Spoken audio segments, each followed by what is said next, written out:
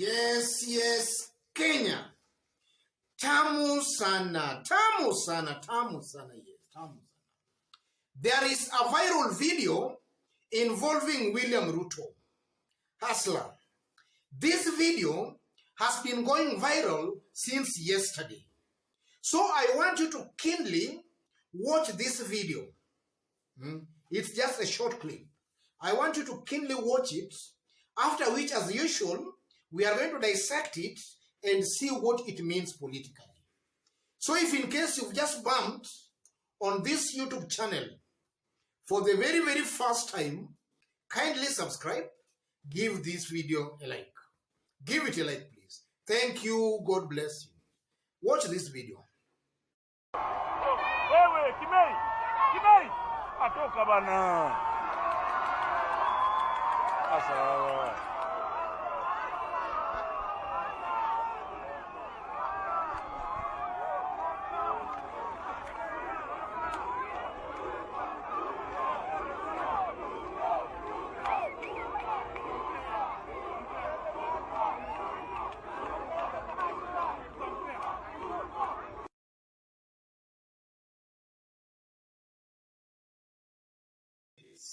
From that video, you can see William Ruto, and then you can see a woman there being pushed to the ground.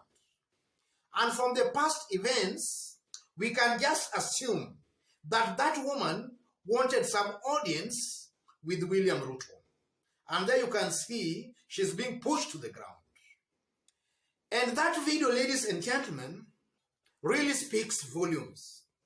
It really tells Kenyans what to expect, assuming William Ruto becomes the president of this great republic of Kenya.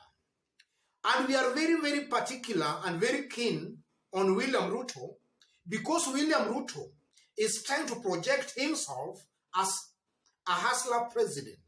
In fact, he has been making it clear that he's going to form a government with mama mbogas, boda bodas. So we are very, very keen on how he interact with some of these mama mbogas who are trying to get an audience with him. So, ladies and gentlemen, from that incident alone, I can read five things. The first thing that comes out clearly is that William Ruto's bottom-up narrative is not something unique. It's just a campaign slogan like any other. You know, all these top politicians, they have got their campaign slogans. So William Ruto's campaign slogan is bottom-up, hustler, forming government with the mama mbogas. Those are just campaign slogans and nice campaign words. William Ruto does not actually mean them, and he knows that. And from that incident, ladies and gentlemen, I think Kenyans must now be serious and really wake up and just see what might happen to them, assuming William Ruto forms government. If William Ruto forms government, most likely such incidences will not be rare.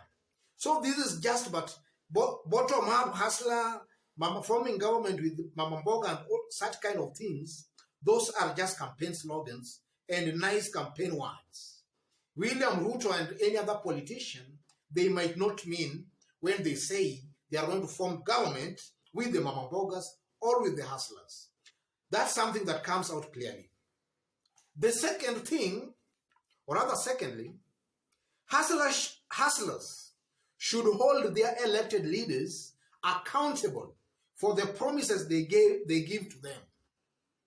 Yes. You know, William Ruto, in 2017, when they were campaigning for the presidency, he promised to give Kenyans jobs. And as of now, when I'm talking, there is still a lot of joblessness and unemployment. And since that time, immediately they came to power, since 2018, William Ruto has been on a campaign trail. He has been campaigning. So it technically means he has never gotten the time maybe to sit in his office and deliver on some of the promises they gave to these hustlers. Then again now, he's coming to the hustlers that is going to form a government with them. Na mama mboga, boda boda, such kind of nice ones. And then you can see there that hustlers cannot even go near where he is. So actually, in a nutshell, that clip alone is just an indication to Kenyans, or rather to hustlers, the people at the bottom of the pyramid, that indeed you should hold your leaders accountable for the promises they make.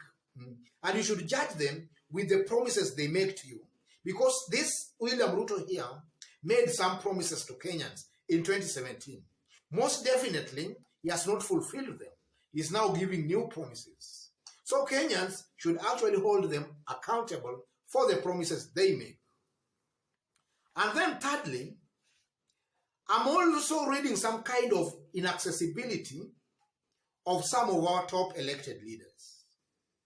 I'm very, very much sure that that woman there, that lady there, she knew that that was the only opportunity she could get an audience with the deputy president. Maybe she might have tried through other avenues to reach the deputy president, but all has proved futile. So she thought and knew that that was the only avenue or opportunity she could meet and talk to the deputy president.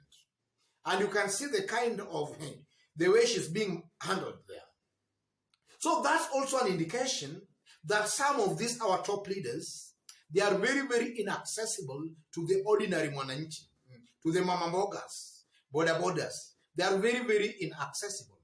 So I'm appealing to our elected leaders to put in place some avenues that can make the mama mbogas, mutu wa chini, wa boda boda, the hustlers, let them make some avenues through which these people at the bottom of the pyramid can easily access them. Because maybe they might be having some pressing issues, maybe to discuss with some of these top leaders. They should be accessible. And then fourthly, that is not the only incident we are seeing mama mboga or a hustler being mistreated. We also have a recent case of Elizabeth Mweni, the one who sold William Ruto maize, the one who sells vegetables and maize. We saw the lady was invited to William Ruto's current residence and office, and we saw them, they had some talks. But after that, ladies and gentlemen, Elizabeth Mweni came back. She was crying that actually what she was promised by the deputy president has never been fulfilled. So we have so many such cases and incidences. But still, you will find some Kenyans still believing this bottom up, this hustler kind of a narrative. We are going to form government with mama mbogas. We are going to form government with boda bodas. You still find other Kenyans still falling for such kind of lies. Just an indication that our politics largely is being considered out of ethnic considerations. Kenyans make decisions, or rather who they want to vote for, based on their ethnic position. If maybe a Kalenjin contest for the presidency, then largely whether he's lying or not, Kalenjins will still vote for him or tend to agree with what that leader is saying. So Kenyans should also actually move away from such kind of politics, where you just look at a person based on tribe and the color of the skin. These are just indications that we make political decisions based on ethnic consideration. Whether a leader is lying or not, as long as it's from your tribe, then there you are supporting that leader. Then finally, that incident again exposes naivety among Kenyans. Kenyans are politically naive on the type of leaders to elect. Yes. They are naive on the type of leaders to elect. It's somehow related to our fourth point. Ladies and gentlemen, looking at the way Kenyans behave, Kenyans have no time for integrity. In fact, the dirtier you are in Kenya, the more you become more attractive to Kenyans. I just don't understand that concept. We still remember the case of the quack doctor, or rather the fake doctor, Mugo Wairimu, who was captured live on camera raping his patients, or rather raping his patients. But upon being captured on camera live raping his patients, the doctor became an instant celebrity. In fact, after that incident, it was widely rumored that the fake doctor, or rather the quack doctor, Mugo Wairimu, wanted to contest for an elective seat. And he had started gaining some supporters. Yes. So it seems to appear that in Kenya, the dirtier you are, the more attractive you become to, the more attractive you are to Kenyans. So again, that just exposes again that Kenyans are very, very much naive on the type of leaders to elect in office.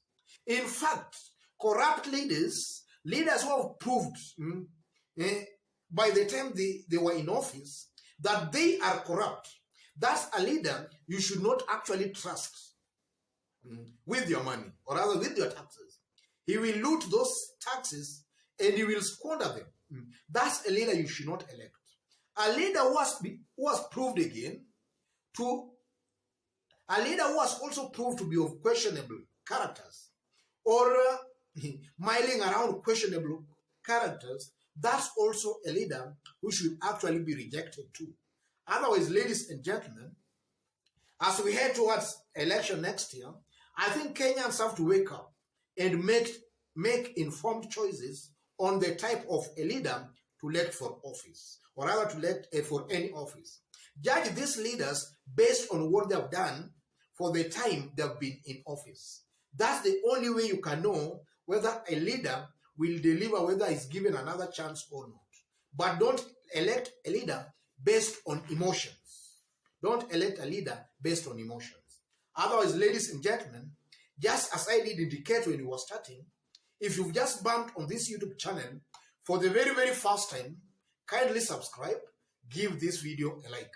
Give it a like, please. If you are watching us for the very first time and you are watching us outside Kenya, drop a comment, let us know from which part of the globe you are watching us from. Drop a comment.